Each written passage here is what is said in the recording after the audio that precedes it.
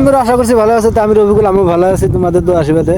তো বর্তমানে আজকে আমি আবারও আসলাম বর্তমানে যে বর্ডার গাঁথনি কাম করতেছি। আমি লেবার মিস্ত্রির সঙ্গে একটা কথা শুনবো যে তোমরা যে কাজ কাম করলা, যে কাজ কাম করার পরে তোমাদের কিরকম সুবিধা আর অসুবিধা হয়েছে তাদের কাছে শুনতে পারবা। তোমরা অবশ্যই লাইনে থাকো।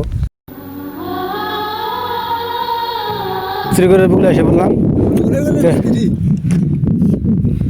এই বাল ছিল যে এত খারাপ রে ভাই। এই বর্ডার গাঁথনি যে কামটা করলা তাতে তোমার কিরকম সুবিধা অসুবিধা, কিরকম কাজ কাম করলা, মালিক কিরকম? ভালোই করলাম। ভালোই করলা। মালিকটা কিরকম সুখ সুবিধা কিরকম আছে? মালিক নিল মালিক বলে নোজ খুব খারাপ। ঠিকাদার কি ভাই?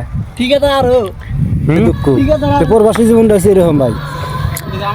এত কষ্ট করে কাম করার পরেও বর্তমান ঠিকাদারে মাহাজনে যদি টেয়া দেয় ঠিকাদারে দেয় না, আর ঠিকাদারে যদিও টেয়া দিবার চাও বড় মাহাজনে দেয় না। কোন ফেলে যাবো? গরিব মানুষের জীবন বড় দুঃখ।